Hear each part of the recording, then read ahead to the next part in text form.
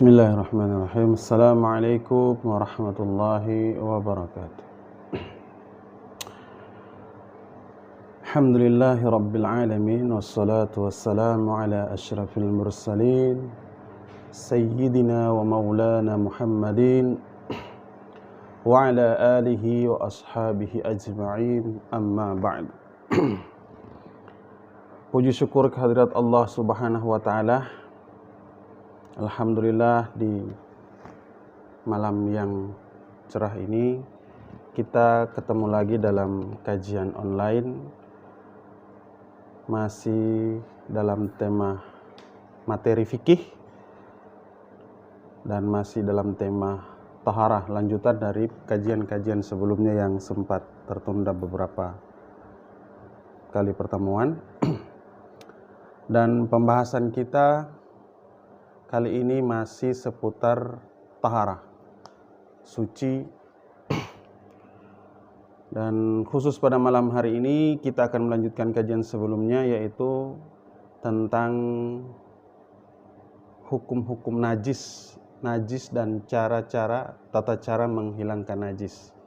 Ini bahagian dari taharah. Sebelumnya, seperti biasanya, sebelum kita memulai kajian, marilah sama-sama kita menghadiahkan suratul Fatihah, pahala suratul Fatihah kepada guru-guru kita, mursyid-mursyid kita,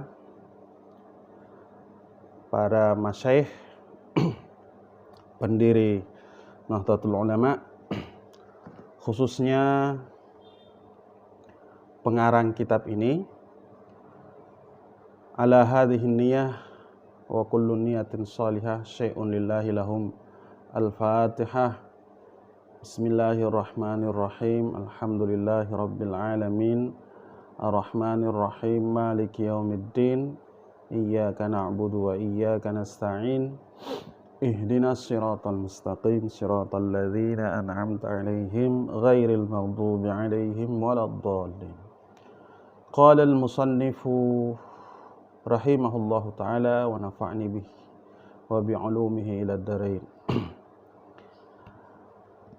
Najis, jenis najis yang keenam adalah al-qalb wal khinzir, anjing dan babi.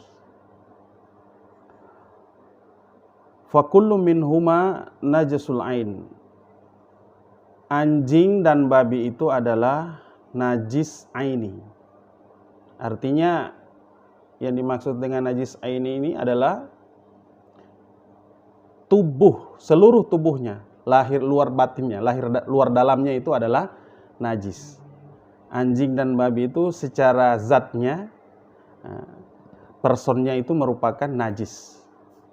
Jadi dari sononya dia memang sudah najis, itu maksudnya najis ain. Ada benda atau binatang yang pada dasarnya suci tapi mutanajis, kena najis, itu lain. Kalau babi dan anjing ini memang najis ain. Najis ain itu ya apa? Memang sejak dari asal penciptaannya memang sudah najis.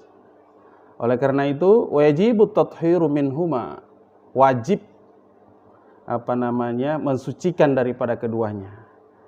Ya, suci daripada keduanya, bersentuhan dengan dia atau jilatannya, pokoknya tidak boleh dekat-dekat dengan anjing dan babi itu.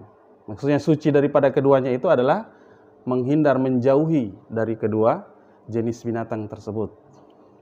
Karena apa? Sebagaimana dalilnya sabda Rasulullah sallallahu alaihi wasallam, at-tahuru ina'i ahadikum idza wuligha fil qalb ayaghsilahu sab'a marrah awwaluhunna biturab. Sucikan atau bersihkan, sucikan bejana-bejana, wadah-wadah kamu apabila dijilati anjing. Dengan caranya apa? Yaghsiluhu sab'a marrah, dicuci 7 kali, awaluhunna biturab. Nah, cucian pertama itu airnya dicampur dengan tanah. Ini. Jadi khusus najis anjing dan babi, kalau misalnya anjing itu menjilati ember, piring atau bejana, itu cara mensucikannya itu khusus. sebagaimana disebutkan dalam hadis tadi adalah 7 kali dengan air dan di salah satu. Kalau di sini dibilang dalam hadis ini, dalam teks hadis, basuhan pertama itu dengan tanah. Nah, berdasarkan hadis ini maka fanassa 'alal kalb wal khinzir, maka hadis ini jelas-jelas menunjuki bahwa anjing itu adalah najis. Jilatannya saja cara mencucinya tidak seperti lazimnya orang membersihkan najis. Nah, oleh karena itu wal khinzir misluhu, maka babi itu dihukum sama dengan anjing. Wa aksar, dan lebih banyak lagi. Jadi itu ini najis. Sebenarnya kalau dalam hadis ini yang najis itu anjing. Kalau kita memahami hadis secara tekstual, kan biasanya orang bilang mana dalilnya? Kembali kepada hadis dan Al-Qur'an. Kalau tidak punya ilmu ini bisa salah menarik kesimpulan. Karena dalam hadis itu yang disebutkan anjing, jilatan anjing. Bagaimana dengan babi? Seharusnya kalau kita cuman memahami hadis secara tekstual, tidak menggunakan ilmu ushul fikih, tidak menggunakan metode qiyas, maka sebenarnya jilatan babi itu tidak najis. Kenapa? Karena dalam teks hadis yang disebutkan cuman qalb. Idza wuligha fihil qalbu ayaghsulahu sab'a marrah. Apabila bejana itu dijilat oleh anjing, maka cucilah 7 kali, awalnya dengan tanah. Di hadis itu jelas teks hadisnya. Tetapi bagaimana dengan babi? Babi. Nah, ini jalan dengan sebagaimana anjing najis, apalagi babi. Nah, itu namanya qiyas aulawi. Jadi dikiaskan. Jadi najisnya jilatan babi itu bukan bersumber langsung dari teks hadis, tetapi berdasarkan qiyas, dikiaskan kepada babi. Jadi kalau tanya mana dalilnya bahwa jilatan babi itu najis? Tidak ada dalam hadis. Yang ada melalui qiyas. Yang di hadis disebutkan anjing, cuman anjing. Bagaimana dengan babi? Babi itu dikiaskan kepada anjing. Jadi itu pentingnya belajar ilmu ushul fikih. Jadi tidak cukup cuma dengan baca hadis tekstual begitu. Akan banyak hukum-hukum yang hilang itu. Jelas ya? Jadi najis anjing itu nas. Teks hadis menyebutkan. Tetapi kalau najis jilatan babi itu berdasarkan qiyas. Wa najasatul qalbi wal khinzir mughallazah. Najis anjing dan babi itu kategorinya adalah mughallazah, najis yang berat. Jadi najis itu ada 3 kategori. Mughallazah, mukhaffafah, mutawassit, muwassithah. Jadi ada kategori berat, sedang, berat, ringan, dan sedang. Ada 3 kategori. Nah, yang paling berat itu najisnya adalah babi dan anjing. Oleh karena itu tata caranya memang langsung diajarkan oleh Rasulullah melalui hadis. Walidzalika yahtaju tathiruha ila sab'i marati ihdahuna bit-turab. Oleh karena najis anjing dan babi ini kategori berat, makanya dalam hadis tadi disebutkan harus 7 kali suci, harus 7 kali dibasuh, salah satunya dicampur dengan tanah. Bi khilafin najasatil mukhaffafah, beda dengan najis yang mukhaffafah, yang kategorinya ringan. Contohnya mana? Baulis sabi, itu kencing anak bayi, alladzi lam ya'kul, bayi yang belum memakan, illal laban, kecuali baru menetes. Jadi dia belum makan apa-apa. Yang masuk ke dalam perutnya itu cuman air susu ibu. Nah, kencing bayi tersebut itu kategorinya adalah najis mukhaffafa, najis yang ringan. Oleh karena itu, dan dia belum sampai 2 tahun. Nah, itu. Jadi kencing bayi yang belum memakan apa-apa, belum mengkonsumsi kecuali air susu ibunya ASI, dan usianya belum mencapai 2 tahun, kencingnya itu dikategorikan dengan najis mukhaffafa, najis yang ringan. Bagaimana cara bersucinya? Fayakfi fi taharatihi ar-rasu bil ma'if fi ghairi sailan. Cukup dipercikkan airnya. Tidak perlu dialiri.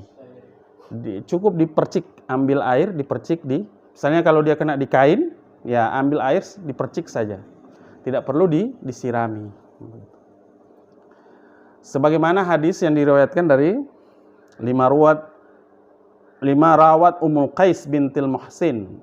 Ada satu hadis yang diriwayatkan oleh Ummul Qais bintil Muhsin radhiyallahu anha, annaha atat, teks hadisnya begini, bahwa sungguhnya Ummul Qais ini atat bi ibni laha saghir lam ya'kul ta'am ila Rasulullah sallallahu alaihi wasallam.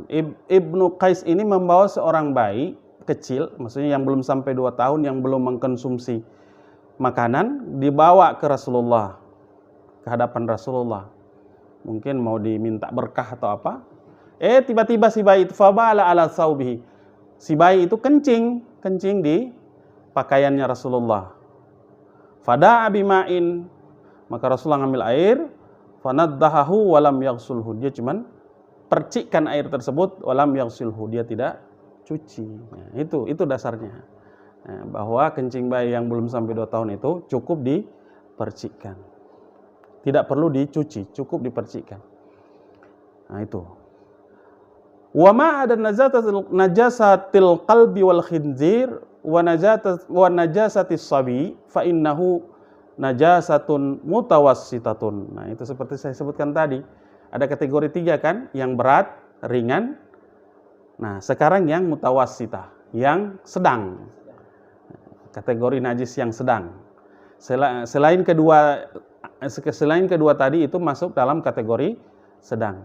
Kalau anjing dan babi berat, kencing bayi ringan. Nah, sekarang selain dari keduanya itu adalah dikategorikan sebagai najis yang mutawassitah. Dan ini yang paling banyak. Yang mutawassitah ini yang sering, yang banyak kita temui dalam keseharian aktivitas kita sehari-hari. Nah, fa innaha najasatun mutawassitatun, najis yang sedang-sedang, tathuru bil ghusli marratin wahidah, cukup dicuci 1 kali, disiram 1 kali. Nah, dialiri dengan air 1 kali saja itu sudah cukup. Wala yustaratu fiha tikrarul ghusl, tidak disyaratkan harus diulang-ulang mencuci tempat benda yang kena najis itu. Dengan syarat idza zalat ainuha bi ghuslatin wahidatin. Nah, itu. Jadi najis mutawassitah, cara menghilangkannya bagaimana? Cukup disirami atau dicuci 1 kali cuci dengan air. Dengan catatan najisnya hilang, bendanya. Kalau misalnya jatuh tai cicak, misalnya ada tai cicak di kain sarung kita, bagaimana cara mensucikannya? Cukup dengan 1 kali cuci, dengan catatan bendanya hilang, warnanya seperti yang kita bahas kembali kan, baunya, warna najis itu hilang, rasa. Kalau di air tentunya rasanya. Yang jelas ainnya, jenis bentuk najisnya itu hilang. Itu berarti cukup 1 kali. Tapi kalau masih 1 kali siram masih kelihatan, masih ada bekasnya, ya tetap diulang sampai betul-betul hilang. Wala yakfi fiha rashf, tidak cukup kalau najis mutawassitah itu tidak cukup dipercikkan, harus dicuci memang. Itu. Wadhalik, contohnya seperti baulul insan, warausil hayawan, waddam. Contohnya apa? Kencing manusia. Yang bukan bayi tadi ya tentunya. Kalau bayi kan kategori mukhafafah. Nah, sekarang mutawassitah itu seperti kencing orang, rausil hayawan, kotoran hewan, waddam, dan darah. Nah, ini kategori najis mutawassitah. Menghilangkan kena kencing orang dewasa, caranya bagaimana? Dicuci. Menghilangkan kotoran binatang, caranya bagaimana? Dicuci dengan 1 kali siraman. Dengan catatan akhirnya najisnya hilang. Begitu juga dengan darah. Darah yang kena di badan, bagian baju, kain. Nah, itu kan najis. Nah, itu kain, baju itu nggak bisa dipakai untuk sholat. Kenapa? Karena bernajis. Nah, cara mencucinya, cara membersihkannya bagaimana? Harus dengan air sekali cuci. Dengan catatan bercak darahnya hilang. Oke. Izalatun najas wa tathiruha. Tata cara menghilangkan najis dan mensucikannya. Jadi beda ya. Menghilangkan najis itu yang kita hilangkan zat najisnya. Tetapi belum tentu dia suci. Misalnya begini. Kenapa dibedakan? Menghilangkan najis Judulnya izalatun najasah wa tathiruha, menghilangkan najis dan mensucikannya. Itu beda. Bersih dengan suci itu beda. Ya, sekarang ini contohnya. Misalnya ada tai cecak atau tai ayam yang ada di lantai. Misalnya ayam berak di lantai, toh? Berak di lantai. Nah, bagaimana cara menghilangkan dan mensucikannya? Dengan kita hilangkan benda tainya itu, kita bersihkan, misalnya kita ambil tisu atau apa, kita korek dia, kita buang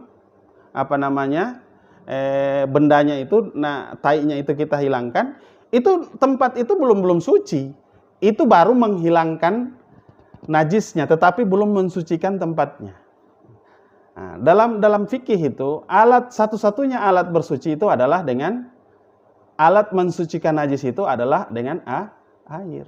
Jadi tidak cukup tainya itu dibersihkan begitu, dilap, dipel, tidak cukup, tetapi harus disirami dengan air. Itu baru bisa suci. Jadi cara mensucikannya bagaimana? Hilangkan dulu najisnya, kotorannya, baru kemudian disiram dengan disucikan dengan air. Begitu. Innan najasal ain kal kalbi wal khinziri wal maitati wad dami wal bauli wan nahwihi la yutharu nihaiyan. Najis ain itu contoh seperti anjing, babi, bangkai, darah, kencing dan lain sebagainya, itu kan kategori najis ain. Bendanya itu memang najis. Kotoran binatang, darah, kencing orang yang sudah dewasa, anjing dan seterusnya, itu sampai kapanpun tidak bisa disucikan. Tai itu selamanya dia najis. Kotoran binatang itu dia selamanya najis. Tidak bisa disucikan. Selamanya dia najis, tidak bisa disucikan. Bendanya itu ya. Begitu juga darah. Darah itu hukumnya selamanya najis. Makanya nggak boleh dikonsumsi itu darah. Kenapa kita ketika mau konsumsi daging harus dibersihkan dulu, dicuci? Kenapa? Karena darah itu nggak boleh dikonsumsi. Dia najis, haram dimakan. Di ikan harus dibersihkan kan? Kalau kita mau makan ikan kan harus bersihkan darah-darahnya kan? Nah, nggak boleh itu dikonsumsi darah. Begitu juga daging. Karena darah itu secara nyata, ainnya itu, zatnya itu adalah najis. Sampai kapanpun tidak akan suci. Wa yustasna, tetapi ada jenis najis yang dikecualikan. Bendanya itu sebenarnya bernajis tetapi dimaafkan. Yang pertama, ada dua. Yang pertama adalah al-khamar.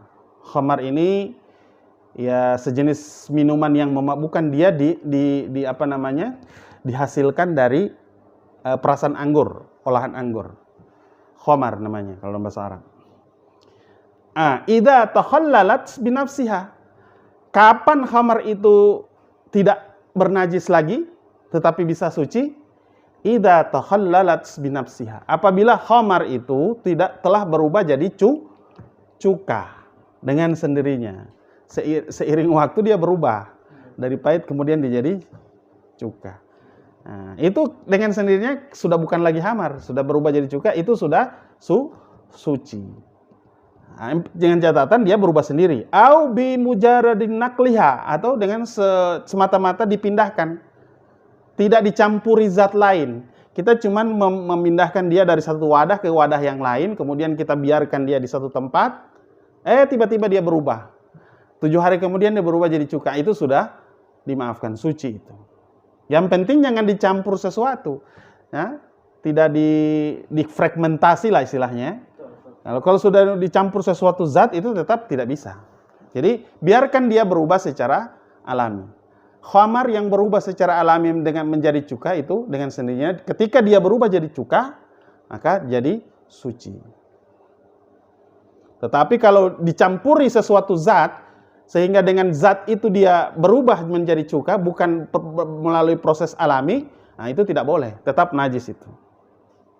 Kemudian jenis najis yang kedua yang dimaafkan, al-jildun najisu bil mauti, kulit najis, kulit yang bernajis dengan sebab bil mauti, dengan sebab mati, bangkai, kulit bangkai ya. Fa innahu yathuru bid-dibaghi. Kulit binatang yang sudah meninggal, mati, nah, itu bisa suci dengan catatan di samak. Tahu samak toh? Pernah dengar samak? Saya nggak tahu bahasa Indonesia yang samak itu ya mensucikan kulit, dihilangkan kayak apa namanya, kulit, misalnya kulit kambing yang sudah disembelih kan sudah meninggal. Itu kalau belum disamak kulitnya masih najis, itu nggak bisa dipakai. Jadi caranya bagaimana disamak? Disamak itu dihilangkan bekas-bekas daging yang ada nempel di kulit itu, pakai iya dicukur, pakai sesuatu yang apa namanya yang tajam, kasih hilang betul, baru nah, itu namanya samak. Nah, selama dia belum disamak kulit itu masih tetap najis. Kayak gitu. Jadi ada dua kategori ya. Benda najis yang bisa berubah jadi suci itu cuman khamar ketika jadi cuka, kulit ketika telah disamak. Hadisnya berdasarkan hadis sahih, hal akhadtum hihabakum fadabahtumuhu fantafa'tum bihi, itu hadisnya. Intinya Rasulullah di situ apa namanya memerintahkan kita untuk menyamak kulit binatang yang tersebut agar supaya untuk bisa dimanfaatkan. Dalam hadis yang lain disebut ayyuma ihabin dubigha faqat tahura. Kulit apa saja yang sudah disamak, kulit binatang apa saja yang sudah disamak, faqat tahura, maka itu digolongkan kepada kulit yang suci. Wa yutharu zahiruhu wa batinuhu, dan disucikan baik kulit luar maupun kulit dalamnya, dibersihkan. Ya. Wa tajuzu sholatu bihi wa alaihi, dan boleh ketika kulit itu telah disamak, dibersihkan, ada tata caranya, maka kulit tersebut boleh dipakai, dijadikan pakaian untuk sholat atau dijadikan tempat alas untuk sholat. Jadi kita bisa memakainya untuk sholat dan boleh sholat di atas kulit tersebut, kulit yang telah kulit bangkai atau kulit binatang meninggal yang telah disamak. Itu kategori najis-najis yang padat, benda padat, ya kan? Bagaimana kalau yang benda-benda cair? Ammal mutanajjisul ma'i, mutanajjisul ma'i'u, adapun benda-benda cair yang kena najis, al-mutanajjis, seperti minyak tanah, minyak goreng, itu kan benda cair semua, ya kan? Benda cair selain air lah. Bagaimana caranya? Fayata'azzaru tathiruhu, maka tidak ada jalan untuk mensucikannya. Nah ini hati-hati ini. Kalau air, cara mensucikannya bagaimana? Ya tuangkan dia, selama dia cukup 2 kula ya tetap suci. Air yang sedikit yang mutanajis kita tambah, kita tuangkan sehingga genap 2 kula, 200-300 kilo, dengan sendirinya air itu berubah jadi air yang suci. Sebagaimana yang kita bahas kemarin kan, air yang 2 kulah itu, yang sekitar 300 liter, itu kalau jatuh najis ke dalamnya tidak menyebabkan air tersebut bernajis selama warna, rasa, dan baunya masih tetap utuh. Nah, bagaimana kalau selain air? Nah, misalnya minyak kelapa 1 belanga, jatuh tai cecak di dalamnya, itu bernajis semua, nggak bisa dipakai lagi. Nggak bisa dipakai goreng, itu kan sudah bernajis. Kalau bernajis kita goreng pisang di situ, pisangnya jadi bernajis, haram dimakan. Begitu kan? Kita goreng ikan di situ, awalnya ikan itu suci, tapi karena kita pakai minyak goreng yang sudah jatuh tai cicak di dalamnya, bernajis. Ikannya juga haram dimakan karena sudah bernajis. Jadi benda selain air, benda cair selain air itu tidak ada jalan mensucikannya. Jadi kalau sudah jatuh najis di dalamnya, maka otomatis dia sudah bernajis. Kenapa? Karena apa? Li'annahu la yasilul ma'ala kullihi. Karena air itu tidak bisa sampai ke situ. Coba lihat. Minyak kelapa, kita tuangkan air, nggak bisa menyatu dia. Sementara satu-satunya alat bersuci itu adalah air. Sekarang yang kena najis itu adalah benda cair selain air, misalnya minyak tanah atau minyak goreng jatuh, contoh jatuh tai cicak.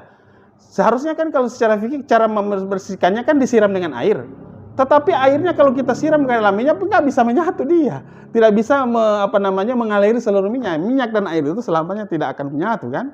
Nah itu salah satu alasannya kenapa dibilang bahwa benda cair selain air ketika jatuh najis di dalamnya tidak ada cara mensucikan. Otomatis dia bernajis dan tidak boleh digunakan lagi.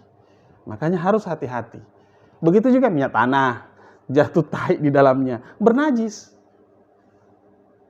Dan tidak bisa dikonsumsi.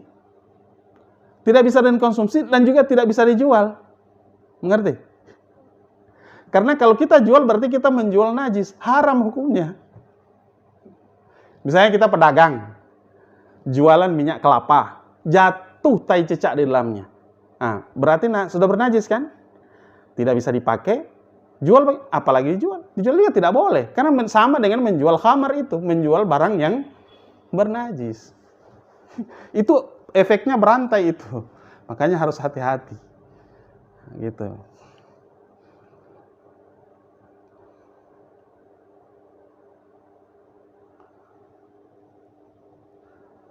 Ini bukan ada landasannya adalah hadis Rasulullah SAW. Hadis ini diriwayatkan oleh Imam Bukhari, Abu Daud dan Turmuzi dan Nasai. Teks hadisnya begini, Rasulullah SAW pernah bersabda, "Anfa'rati tamutu fis saman." Ada seekor tikus yang mati di minyak saman. Minyak saman ini apa ya? Pokoknya sejenis minyak lah. Minyak samin istilahnya. Ya, minyak. Itu tikus mati di dalamnya. Jatuh, misalnya ya kalau kita contoh di sini misalnya kita ada pedagang minyak goreng. Ya, terus tikus kan suka dia main-main di situ, dia jalan-jalan, jatuh dia dalam ember, mati di dalam ember tikus. Nah, ini ceritanya dalam hadis ini, tapi bukan di minyak goreng, dalam hadis ini minyak samin namanya. Ingkana jamidan, Rasulullah bilang kalau seandainya minyak samin itu dia bisa membeku, bisa cair. Mungkin saya kayak mentega begitu. Kalau mentega kan kalau kita panaskan cair jadi minyak, ya kan? Nah, kalau lama-lama dia membeku. Nah, ini ceritanya tikus ini jatuh dalam minyak samin itu. Nah, kata Rasulullah bagaimana? Ingkana jamidan, kalau dia beku, fa'alquhu wa ma haulahu, maka ambil tikus itu dan yang di sekeliling tikus itu dibuang. Kalau tikus itu jatuh pada saat dia beku, kan ada bekasannya. Kalau contohnya, yang mudahnya misalnya tikus mati, bangkai tikus jatuh mati di atas mentega. Nah, kan kelihatan. Cara mensucikannya bagaimana? Cukup yang di sekeliling bangkainya dibuang, baru di sekelilingnya itu dibuang. Selebihnya itu masih suci. Itu kalau dia beku. Wa in kana ma'ian, kalau mentega itu cair berbentuk minyak, dia ada cair, kemudian kita lihat ada tikus mati di situ, fala takrabuhu, jangan dekat-dekat. Artinya apa? Nggak boleh dipakai sama sekali, karena tidak ada cara untuk mensucikan benda cair. Mengerti? Itulah kenapa dia bilang minyak atau benda cair selain air ketika jatuh bangkai binatang najis ke dalamnya, maka tidak ada cara untuk mensucikan. Ini hadisnya. Itu Rasulullah. Tetapi ada pendapat yang lemah, wakila, pendapat yang kuat tidak boleh lagi, itu sudah bernajis. Wakila yutharud duhnu bi ghuslihi qiyasan ala thawb bin najisi. Tapi ada pendapat yang lemah, pendapat yang mengatakan qila ini, kata orang, siapa yang bilang nggak tahu. Itu biasanya kalau dalam fikih Syafi'i, kalau dibilang qila, itu pendapat yang lemah. Lawannya adalah pendapat asah. Kata orang, yutharud duhn, sucilah minyak itu bi ghuslihi, dengan dicuci, dikiaskan kepada pakaian yang bernajis. Ini pendapat yang lemah. Ada satu pendapat yang bisa, tuangkan air ke dalamnya. Sama seperti pakaian yang kena najis, cara mensucikannya disiram dengan air, begitu juga minyak katanya. Atau apa ya, selain air lah, benda cair selain air itu bisa dibersihkan dengan air. Fayathuru bisabil ma'alaihi, itu seperti itu. Tapi itu pendapat yang lemah. Pendapat yang kuat tidak boleh. Tata caranya bagaimana? Sekarang kita masuk. Wa yakfi fit tathhiril mutanajjisi ay yaghsula marratan wahidah. Cara mensucikan benda yang kena najis itu cukup satu kali cuci. Bima'in tahirin wa mutahirin. Dengan air yang suci lagi mensucikan. Masih ingat apa air suci mensucikan? Jadi air yang suci itu belum otomatis mensucikan. Jadi air yang suci mensucikan itu air air mutlak. Itu namanya air suci mensucikan. Air mutlak. Air masih dalam nama airnya, air mata air sumur, air hujan, air laut, ya, yang belum bercampur dengan benda lain-lain dan belum pernah digunakan untuk bersuci, itu namanya air yang suci mensucikan.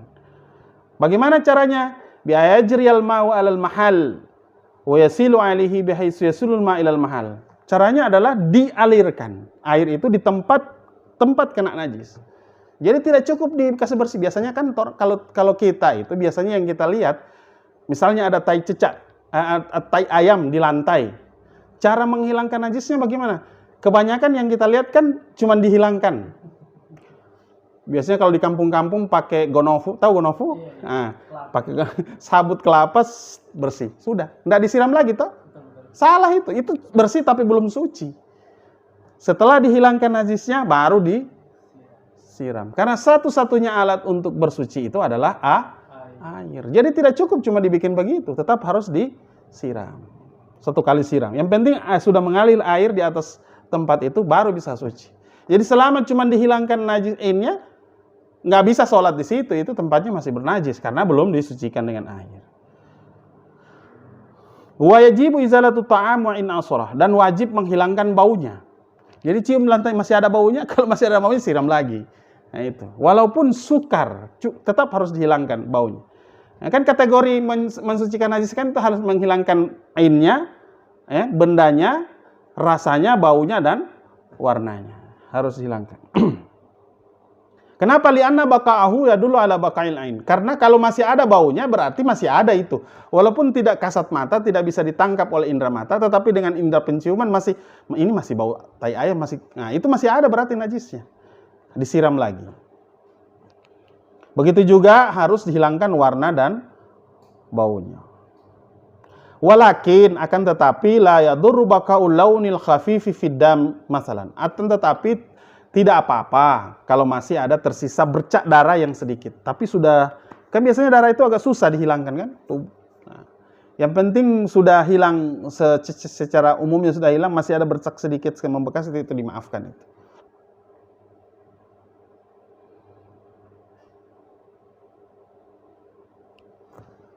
Jadi intinya apa? Intinya kalau mensucikan najis itu harus bersih bendanya, warnanya, baunya. Kalau masih ada salah satu 3 komponen itu berarti benda tersebut belum dikategorikan benda yang suci. Wa yusanul isti'anatu bis sabun. Di sini disunatkan menggunakan sabun supaya hilang baunya. Bila perlu pakai sabun. Nah itu. Sunat hukumnya menghilangkan benda yang kena najis setelah benda najisnya hilang dicuci pakai air sabun. Wa nahwihi, dan seumpamanya sabun. Misalnya pakai apa? Wangian lainnya. Untuk bisa menghilangkan baunya. Bau najis itu. Dan disunatkan juga, yang wajib itu kan 1 kali siram. Nah, disunatkan mengulang dia sampai 2 atau 3 kali setelah cucian yang pertama. Itu hukumnya sunnah. Nah, 1 kali suci sebenarnya dia sudah suci, sudah hilang baunya, sudah kategori suci. Nah, tetapi kalau mau tambah juga 2 sampai 3 kali itu sunnah hukumnya, bukan lagi wajib. Yang pertama itu yang wajib. Cucian kedua, cucian ketiga itu sudah sunnah. Wala tushtaratun niyati fi izalatin najasatil haqiqiyah, dan tidak disyaratkan pada menghilangkan najis hakiki itu harus diniatkan, tidak perlu niat. Ya cukup dengan perbuatan. Bi khilafi taharatil hadas, beda dengan cara mensucikan hadas. Kentut. Cara mensucikan kentut wudu kan. Nah, itu harus dengan niat. Nah, begitu. Fayajibu fiha niyatu. Kenapa? Li'annaha ibadatun, karena sesungguhnya menghilangkan hadas itu adalah ibadah. Beda dengan menghilangkan najis. Walaupun secara hakiki juga dia ibadah. Karena setiap amalan baik itu kan pada hakikatnya ibadah. Tetapi di sini ada kategori ibadah mahda, ada ghairu mahda. Yang dimaksud ibadah di sini adalah ibadah mahda. Jadi itu, menghilangkan najis tidak perlu niat. Tetapi menghilangkan hadas itu harus dengan niat. Wudu, mandi, tayamum. Nah, itu harus dengan niat. Karena kategorinya adalah ibadah. Wa yundabu ta'jilu wal mutabadaratu li ghuslin najasah. Dan disunatkan bersegera menghilangkan atau mencuci najis. Nggak boleh ditunda-tunda. Misalnya kita lihat di lantai rumah kita ada tai kucing, tai ayam, tai burung. Itu sunnah hukumnya segera membersihkan. Dapat pahala sunnah itu. Tidak boleh ditunda-tunda. Wa idza kana al-ma'un najsu qullataini fa aksara fala yanjisu illa idza taghayyarat ihda sifatihi. Apabila air itu air yang bernajis, air yang mutanajis, air bernajis itu mencapai 2 kula atau lebih, fala yanjisu, maka hukumnya tidak bernajis lagi. Gitu. Misalnya air sedikit jatuh benda najis, itu kan kategori air mutanajis. Kita kumpulkan air-air yang sudah bernajis itu, kita kumpul sampai ukurannya menjadi 2 kula. Misalnya beratnya jadi 300 kg, berubah lagi langsung jadi suci dia. Dengan catatan, yaitu tadi, tidak berubah salah satu sifatnya, warnanya masih tetap utuh, ya, baunya masih tetap utuh, dan rasanya masih seperti itu. Nah, 3 kategori itu. Berarti dia berubah jadi suci. Air mutanajis yang mau disampaikan di sini bagaimana? Air yang bernajis itu bisa suci dengan cara dikumpulkan sehingga dia mencukupi ukuran 2 kula. Wa in kana al-aqallu min qullataini fayathuru bi idafati ma'in akhar hatta yablugha qullataini.